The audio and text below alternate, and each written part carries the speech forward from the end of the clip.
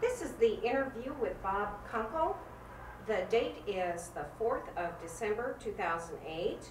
Hi and welcome, Bob. We appreciate you coming in today. Kind of chilly out there. Yes, it is. And we're going to start by having you state your full name and spell it for us.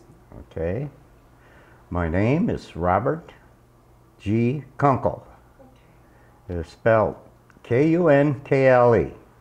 Okay. And can you tell us where and when you were born?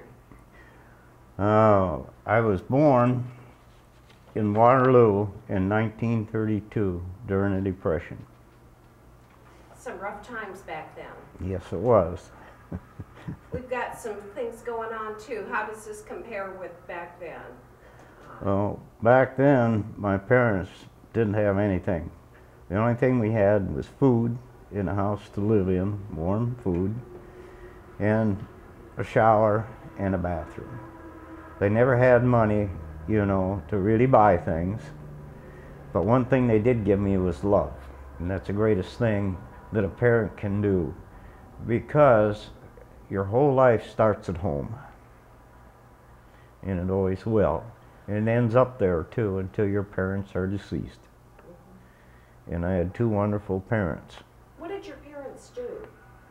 My dad, he was kind of in the stations for a while. He worked at Deere's first, and then he bought the station.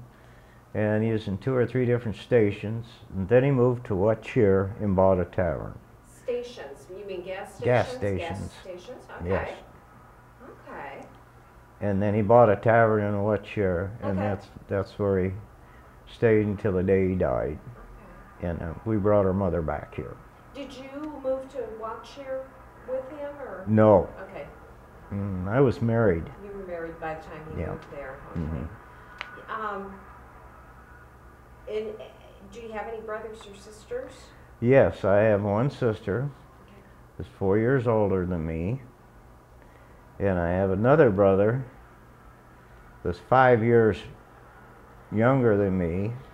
Then I have another brother that is 10 years younger than me. The kids are spread out in your family, aren't Yeah, they? the doctor kept telling Mom she wasn't going to have any more kids. Oh my, that happens like that sometimes. So,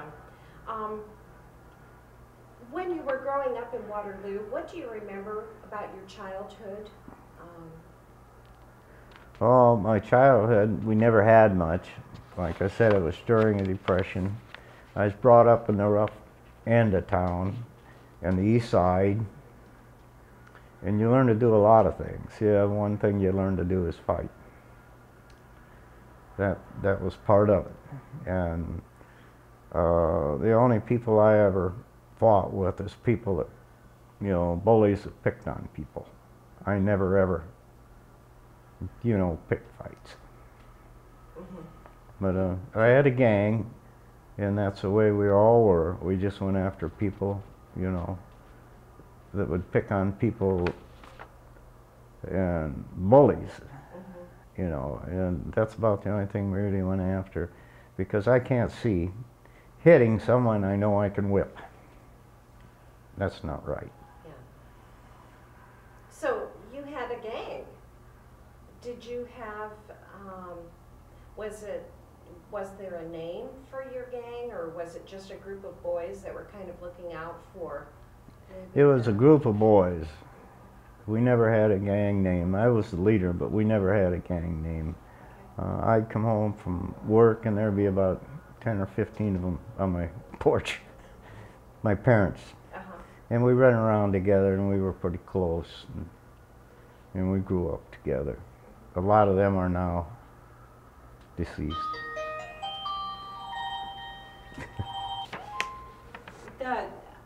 The group of boys that you hung around with, kids that grew up in your neighborhood,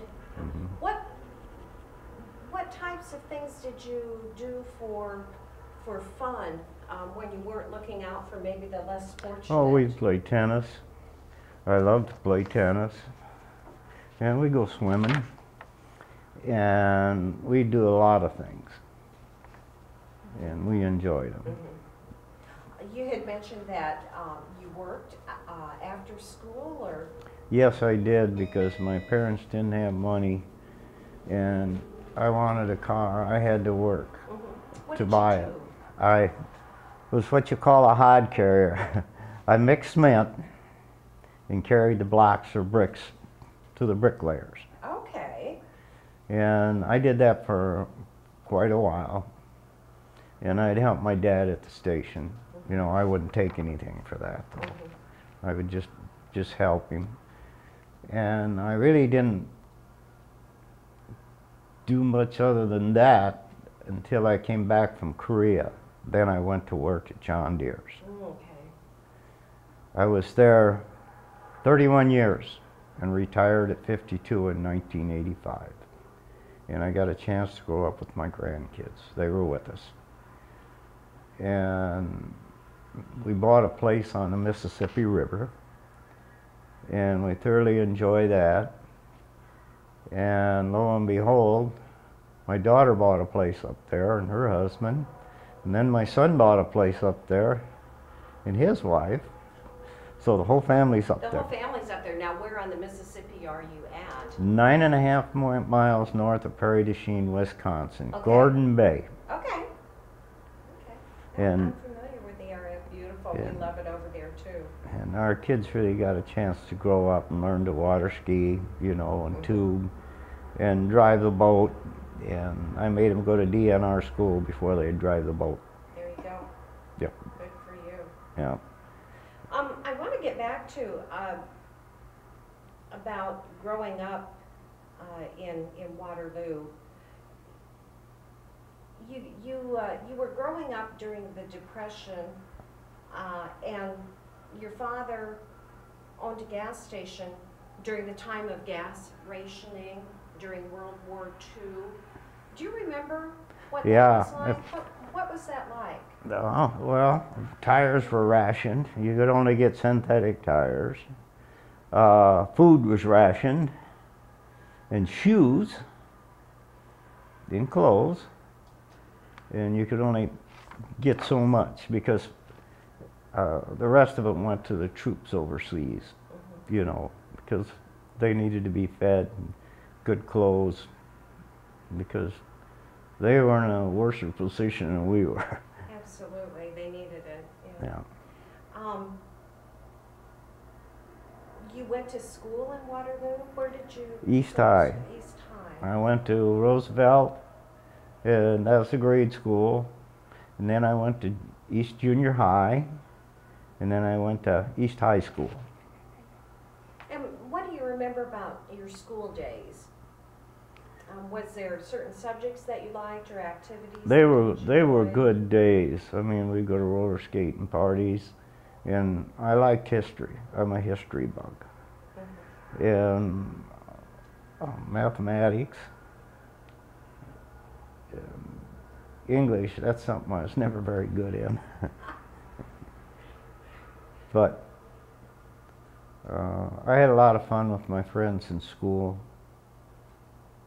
And I can remember when they used to swat us with a paddle when we didn't behave. Now, if a principal does that, they're locked up. And that's not right. Times have changed. Yes, since they we have. were in school, no I doubt. get hit in the hand with a ruler and everything else. And I acted up, I'd go to the principal's office, and there I'd bend over and get swatted. And I don't know what's ever came of that, why parents couldn't punish their own kids unless they go too far. We never did. Usually I was lucky. I'd try talking first. And that's what I'd tell them. I says, the next time I won't be talking. And that's how you raised your own children. Yeah. And they knew they had a dad that'd do anything for them or help them. They knew that. And he'd always be there at every sports or anything they were ever in. And our granddaughters run cross country, and we always went to every meet. And I got one granddaughter that's going to be a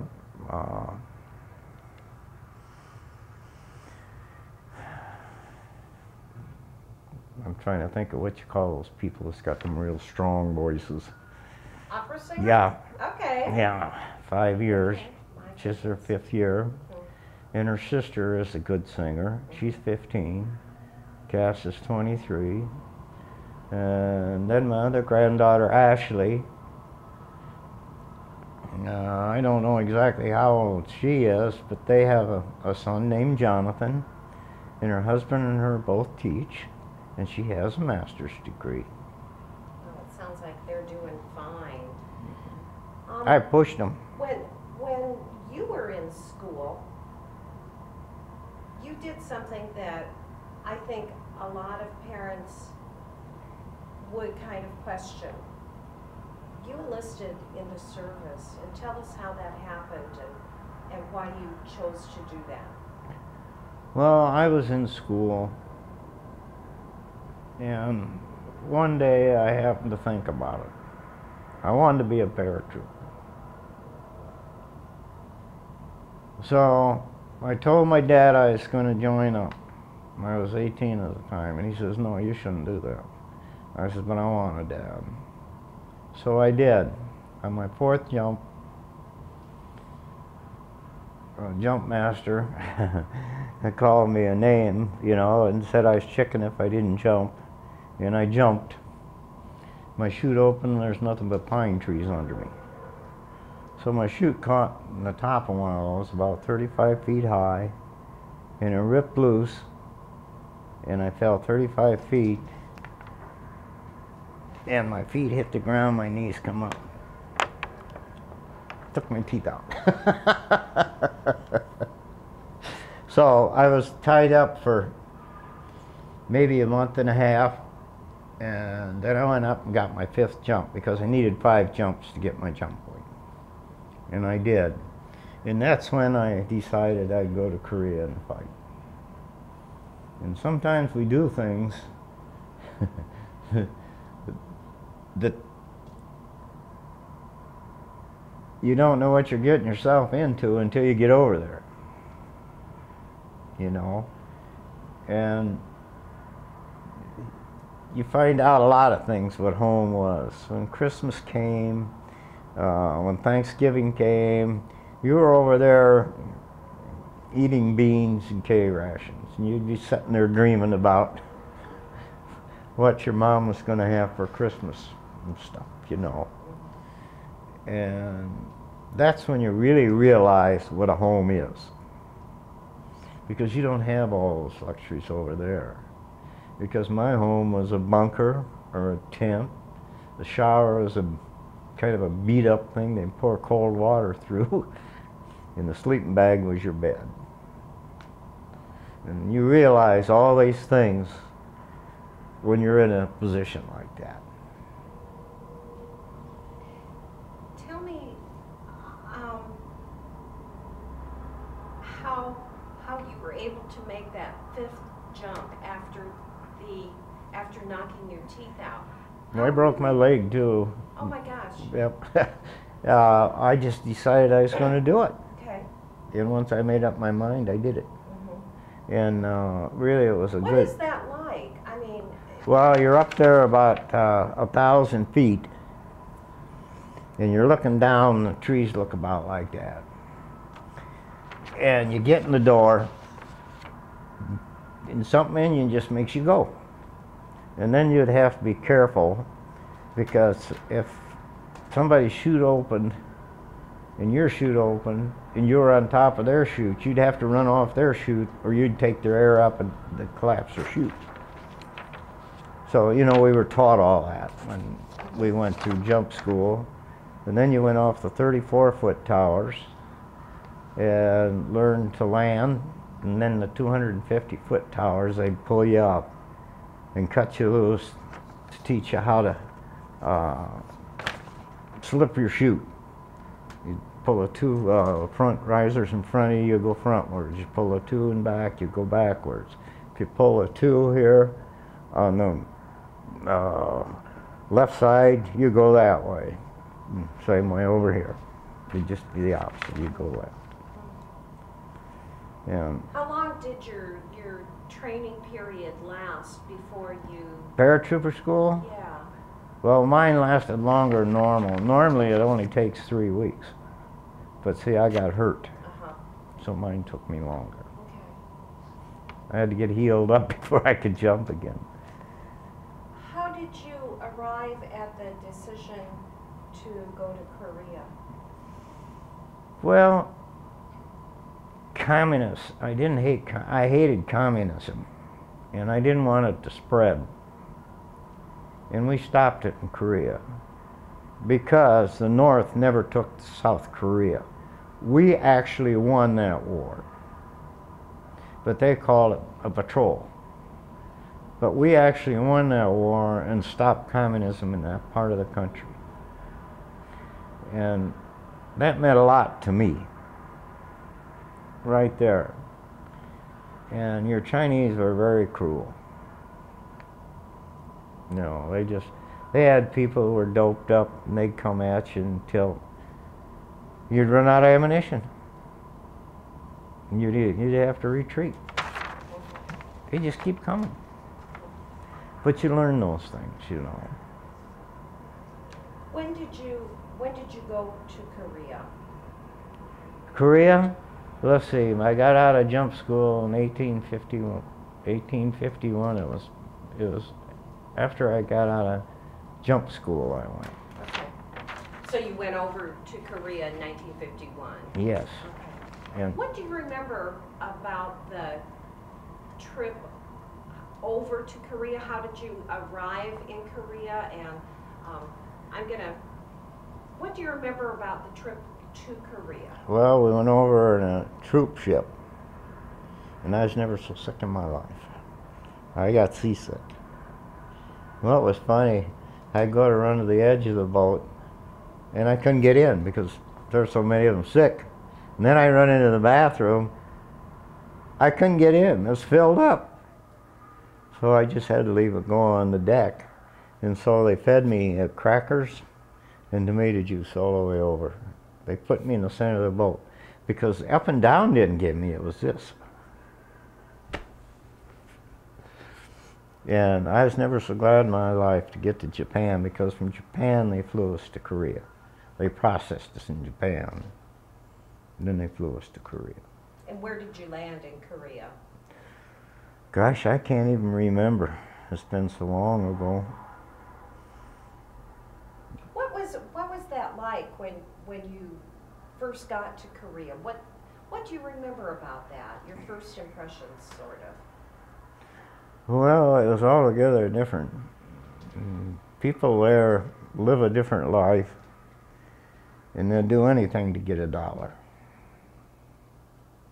Okay? And I could say a few things here, but I won't. We get the picture. But, you know, and you can't blame them. I mean, my God, if they can make a living that way, that's fine. But the Korean troops weren't trained good enough, because we'd done most of the fighting. When you first landed, where did you go? Did you go to a staging area, or did you go directly to the air base that you were assigned to, or what did you do? They just assigned us to a place, and then we went there. And they assigned us to the 45th is what they assigned us to. So we had to, you know, get transferred there. In Chorwon Valley, that's right below Baldy. And Baldy's the biggest hill in Korea, and I called it a mountain, not a hill. And Chorwon was a valley. And we were there waiting for orders to try to take Baldy. And so we got our orders. But so many people were being killed trying to take the hill. They were just dropping all over. And then we got orders to retreat. That's when I was asked to bring up the rear of the wounded. And I did. And then when I got near our lines, is a mortar round or an artillery shell, it came in and blew me up in the air. and done the damage. And you were asked to Bring up the rear of the wounded. bring up the rear of the wounded. What does that mean? What exactly are That you means doing? I was by myself. I was firing my automatic weapon to keep the enemy pinned down so they could take the wounded down without being shot. And then I ran out of ammunition. I didn't have a choice. Then I started downhill.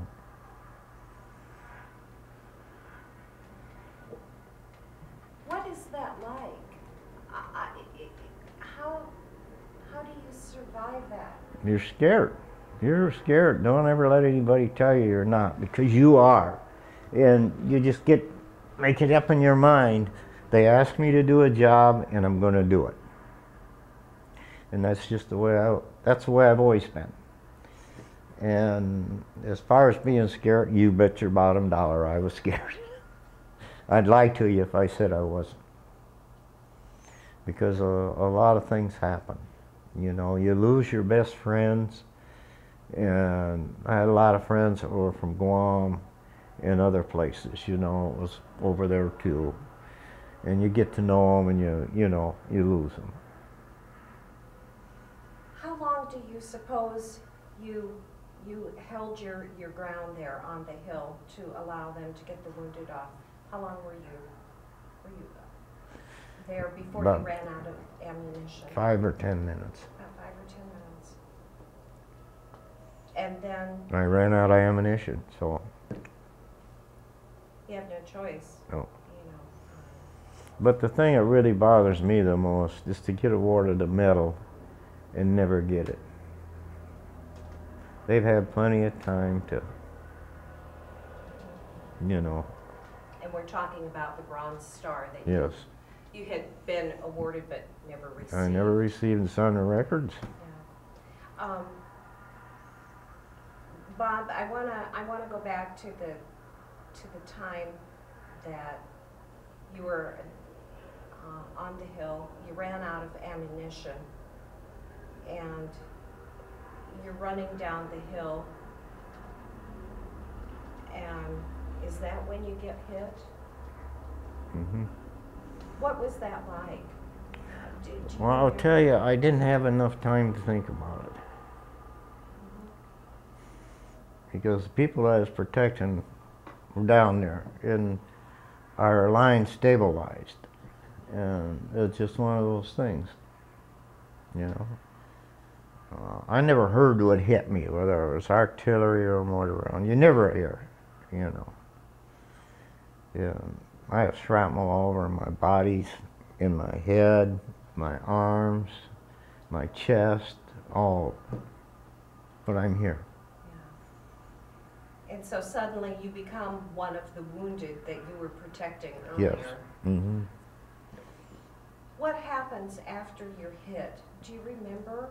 I remember very vaguely that the Bible I always carried in my left-hand pocket. If I hadn't had that there, because the shrapnel ricocheted off it, otherwise it went right down in me and killed me. And then just before I passed out, the first thing that came to my mind, oh my God, it can't be me dying. God, give me a second chance, because you're scared. And he did. And then the next time I woke up, they were loading me onto a helicopter, flying me to a MASH tent unit. And I always call them a big hospital of tents. And then they were operating on me or doing something, and I woke up. And I started pulling tubes out of my nose, and then they give me a shot that knocked me out. The next time I woke up, I was in Tokyo, Japan. And I was feeling great, you know. And then, like I said, they operated on me there, and then they sent me back to the States. Percy Jones Army Hospital, Battle Creek, Michigan, for 9 months there. And you had a total of, you said 22 surgeries, all told, in that that time period. But I wanna go back a little bit. When you were hit, did you feel something? Some people describe it as being hot or like getting pushed or shoved, but do you recall feeling anything or? Not really, because you don't have a chance to really think. There's only one thing I was thinking about, which I mentioned to you, and it just happened so fast. What were the extent of your injuries? My left heel, I have a plate. Right here, I have a rod. This arm was better than half tore off. And here's where they came close. That's what you showed, yeah. And I'm deaf, completely deaf in this ear from it. And then I have shrapnel on my forehead, my arms and legs. But I'm here.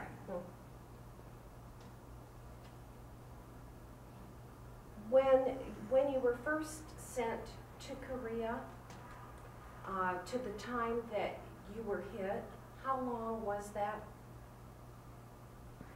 How long were you over there before you were wounded?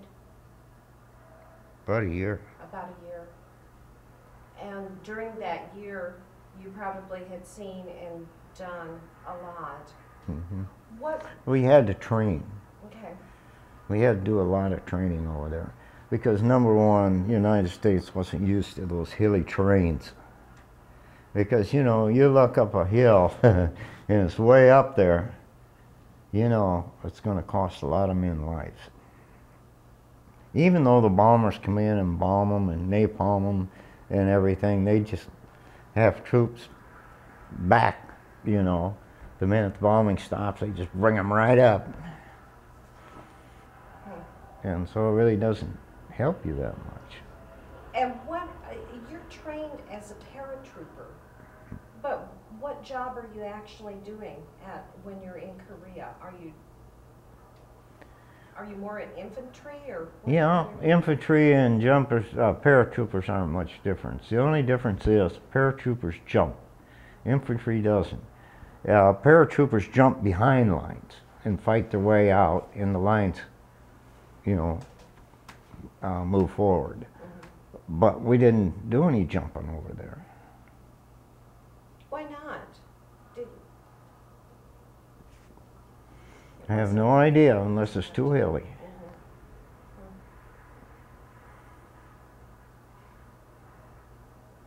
You said that when you first got there, you were housed in kind of a staging area, and then you went to your unit. What were the facilities like? You said you slept in a bunker or a tent. Sleeping bag, a tent. Can you describe for me what your living conditions were like? You mean sleeping? Living conditions, yeah, sleeping. They were bad. It gets 60 below. Mm-hmm. And sometimes we wouldn't get food. They couldn't get through to give us food. Would you forage, or what would you eat then? How would you? You just go without until it finally come through.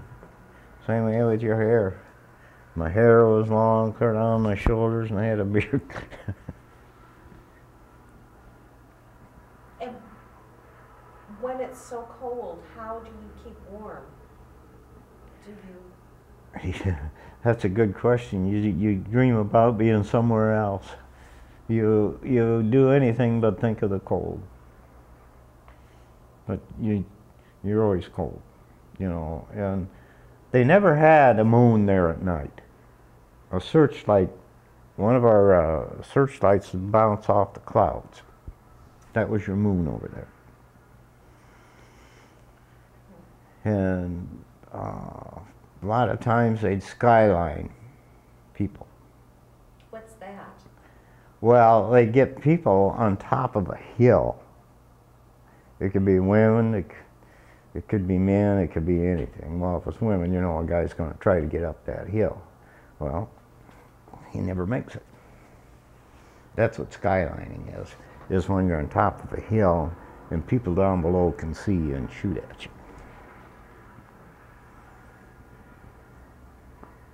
Hope I'm not boring you. No, no, this is amazing that you can survive something like that for so long. Can you describe for me, Bob, what your day was like from the time that you would, you know, from dawn till whenever you got a moment's rest, or what would you be doing? Well, number one, you get beer rations and stuff. Yeah, you might have a beer, you might talk, you might reminisce over things that you did at home. Usually they kept you pretty busy. And they kept you busy doing what? Training. And when you say training, are you... Oh, you're taught different ways of combat to protect yourself. And that's the one thing and the most thing that was most important. You know, when you're moving around and you know enemy soldiers are there, to anticipate whereabouts they'd be, how they could hide, and you'd do a lot of thinking. You talked about how they could hide. Where were some of the hiding spots that you had found the enemy in? Or? They had what you call bunkers too, but they would dig like from the ceiling, twice the height of the ceiling, down to this floor. And they'd have a bunker, and then they'd go down and have another bunker, and they'd go down and have another bunker. So maybe an artillery round might wipe out one bunker, but there's still 2 or 3 they didn't get. So when the artillery lets up, then up they come. The only way you can get them out of there is with a flamethrower. And that would be hot enough, or the... Oh, I'd burn them out. I'd burn them out. Yeah. And I'll tell you, I don't like to see that, you know, but that's war, you know, and usually before you take a hill, you're pretty much told about it and basically where spots will be and everything. But like I said, they had these deep bunkers, and that's just the way they fought. They could go over and bomb, you know, and drop napalm and stuff. But like I said, if they wiped out these bunkers, like I told you about, then they had people behind that would automatically come right up. It must have felt like a continual onslaught of the enemy. It was. Coming, you know, wave after wave. And then, too, we found out one thing. If we had loose soil near our bunkers, we got rid of it. Why is because they get through the barbed wire and feel that loose soil and throw a grenade in. What difference would the loose soil make? Well, that's telling them that the bunker was just built. I see. Okay. See? And then they'd feel that and just feel around a little more and drop it right in there. And then sometimes we'd fool them. We'd have the loose dirt quite a ways out in front of us. And then we'd get them. But, you know, you learn a lot of things. I've heard that the majority of the combat took place at night. Is that what you experienced too, or? At night? Uh-huh. No, I never experienced much fighting at night. Okay. It was mostly during the day. During the day. Uh-huh. Because you Yeah, it just wouldn't be feasible to do it. You know, because, you know, they're out there and they're going to hear you. And they're going to get you. What did you then, how did you spend the night generally? Would you? I'd be in my sleeping bag and a 45 right here where I could get it quick. And then there'd be maybe 2 or 3 of us in there. And sometimes we'd take turns watching. But usually you're so tired that you just... You learn a lot of things, believe me. And then what time in the morning would this all start all over again? Usually, what time would... It depended upon the enemy, where you were and where they wanted to strike. Because they were really aggressive. More so than we were, because they had more men to do and they knew what to do with. Than we didn't. Our lines were pretty thin.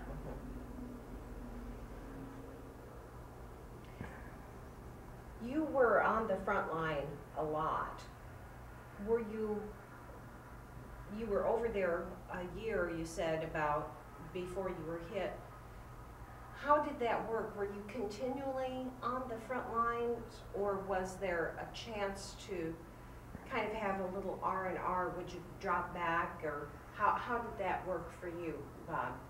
R&R? Mm-hmm. That's when you're on the front line so long, and sometimes they'd send you to Japan or pull you off the lines. I never got very many of those.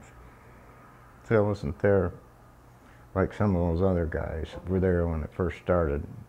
There wasn't too many of them left. But no, big R&R, you go in like Seoul or something, and then you had to protect your wallet because they cut the wallet right off your back pocket or up here or wherever you had it, you know. Yeah, and just, it's something that I hope my son never has to see. You were in hand-to-hand combat, is that correct? Huh? You were in hand-to-hand combat. You were there fighting the Oh, enemy. yeah. You were 19, 20 years old at the time? No, he's about 19. About 19. 18, 19. What is it like the first time you come face to face with the enemy? What? You're trained to kill him. And that's what you do, is either kill or be killed. So if he's better than you, you know, you're dead. Unless, you know, you got ammunition you want to shoot, you know. But then there's danger of shooting some of your own people, you know, when you're in that close. But there wasn't really too much of that. You know, if they started coming at us, most generally we'd call for air support or artillery support. And we'd get it, and they'd drop napalm bombs and stuff like that. So you don't hear them dropping them in Iraq, do you? Boy, that just fries people. You know. But I was very lucky to survive. You had mentioned that you had some friends. You made friends while you were over there. Mm-hmm. Tell us about the friends that you made, the people you met when you were over there. Really, you had friends, but not for very long. Maybe like 3 or 4 days, and he'd have a battle and they were gone. Then again, you know, you might have one that you're with for quite a while.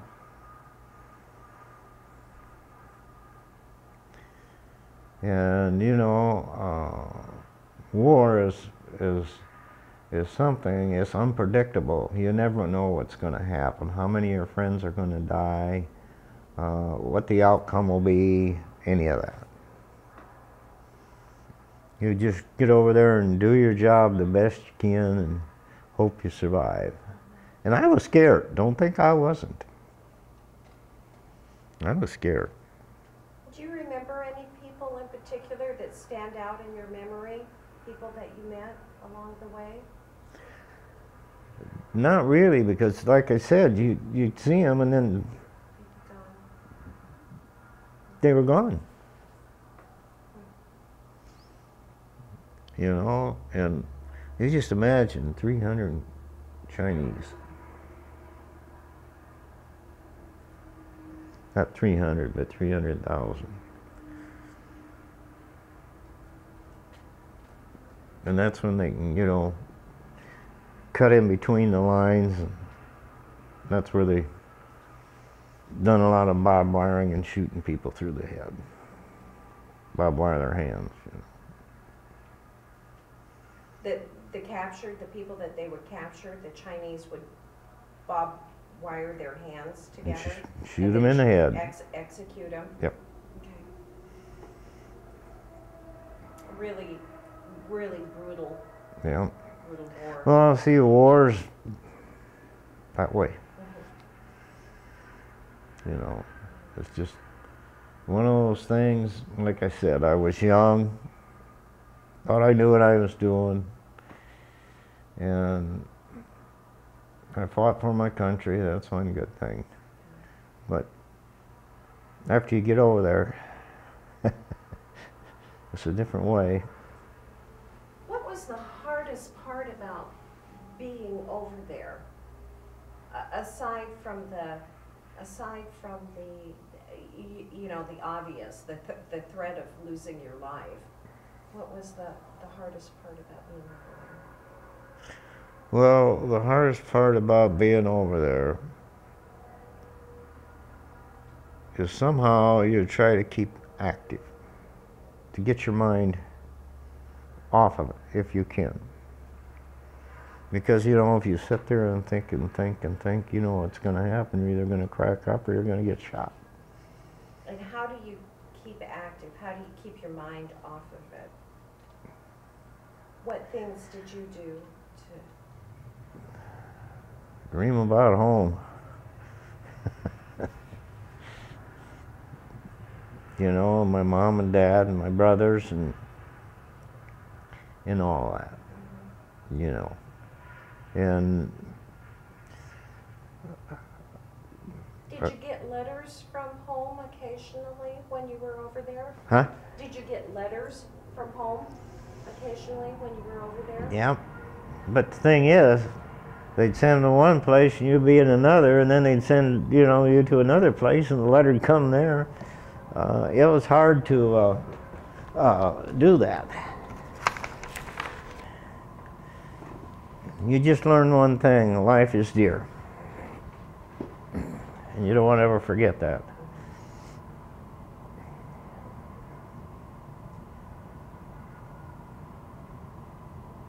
When you were in the MASH unit and you woke up and you were alive,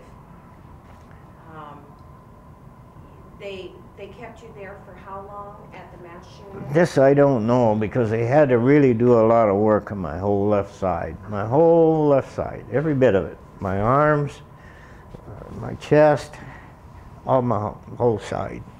My ear, and I have no idea. I think they did a tremendous job. I have no idea how long I was there. I just woke up and pulled the tube out of my nose. They were bothering me. And then they give me a shot and knocked me out. Next time I remember, I was in Japan. And you were in Japan and had more surgeries. How long were you in Japan? 3 months. 3 months. And then I was in Battle Creek, Michigan, Percy Jones Army Hospital, 9 months. How were you able to contact your parents when you were in Japan? and call them or write? They Army give us one phone call. Uh-huh. And we would. And And I wrote to my parents. And it was great, but the people were also in Japan a lot like the people in Korea. Any way they can make a buck, they do it. I bet you think I'm an awful guy. no, absolutely not. That's the way it is. But you were in Japan 3 months, and you said what was it, that one that you said you woke up and you felt great? I felt what? You Japan, felt, yeah. in Japan, you felt Yeah. great. I felt the best I'd felt since I got hit. Yeah. Yeah. Was that because you were alive? I have to believe that part of that was because Yeah, that was the biggest part of it. You were alive, and you were thinking, prior Yeah. to that Yep. you weren't going to make it. Yep. And That made me feel great. uh-huh. Yeah, it's just a matter of getting flown, back to the States and spending time in the hospital. But most of my operations were done in the MASH unit when I was hit.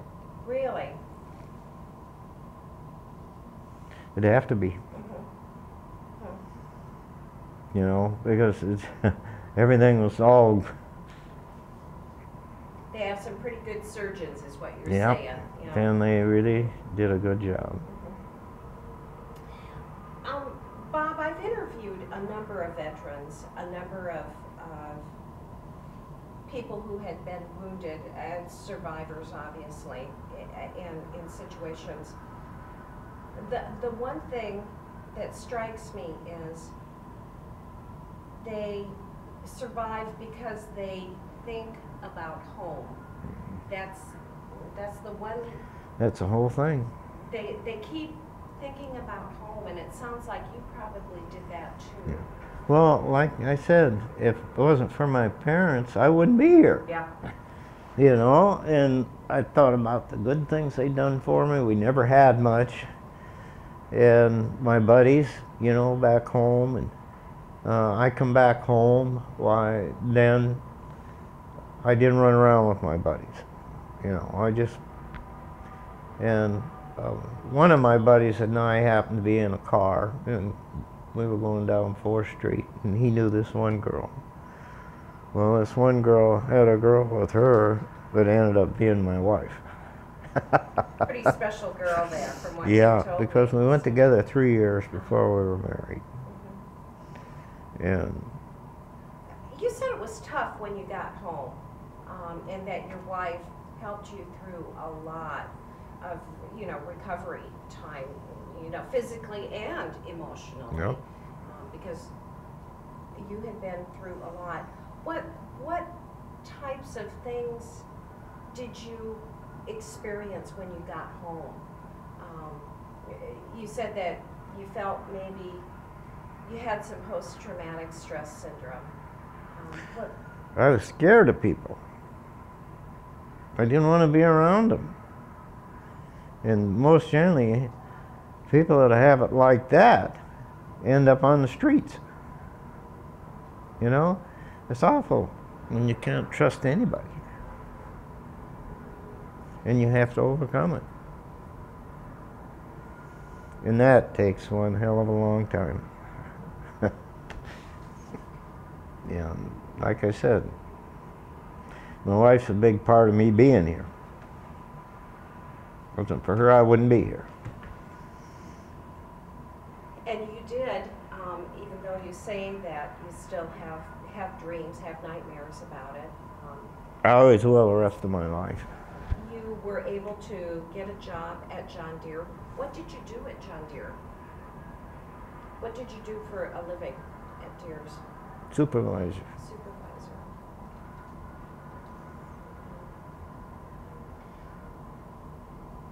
You have children. You spoke about your children and your grandchildren and your great-grandchild.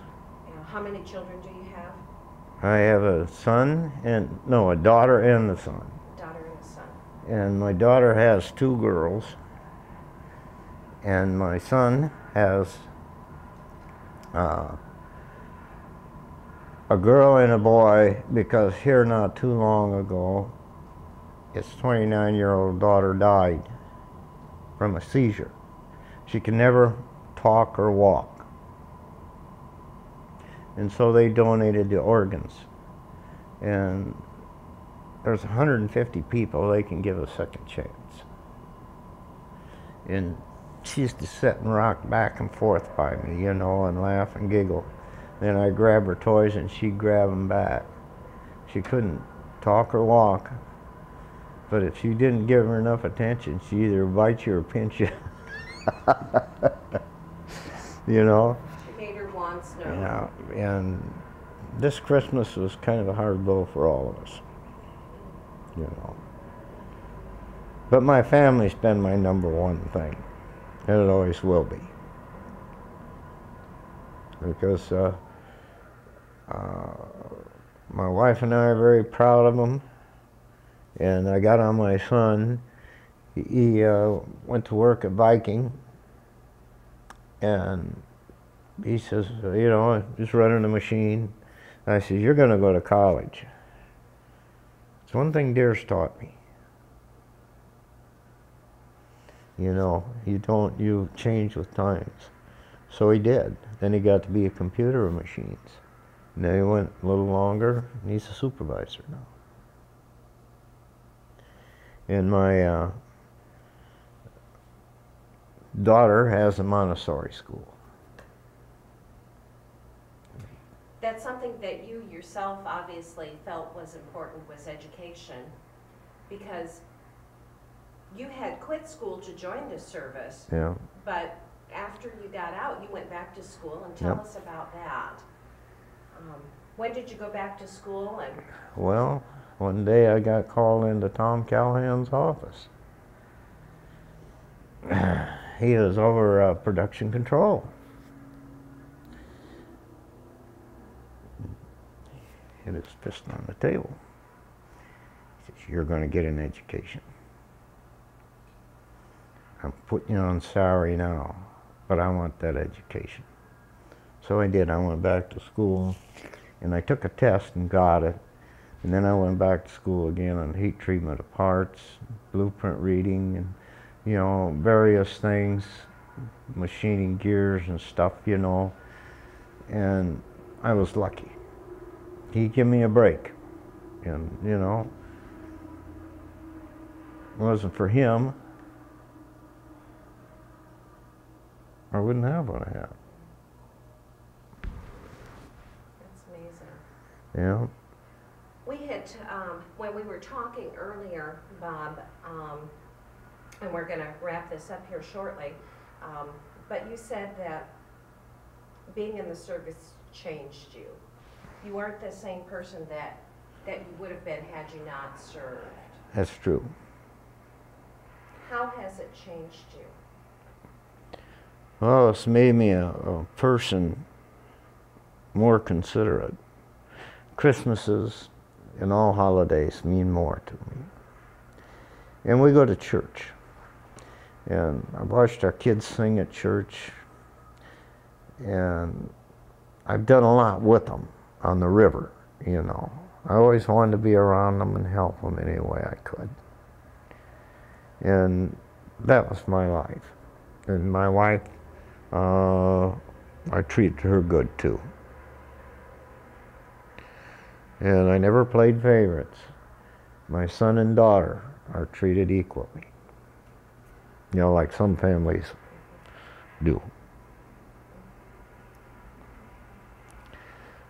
But I'm very happy that they all live near me. I'm very happy that my wife and I done a good job in bringing them up. You can't ask for anything more. You can't. You were truly blessed. Yep.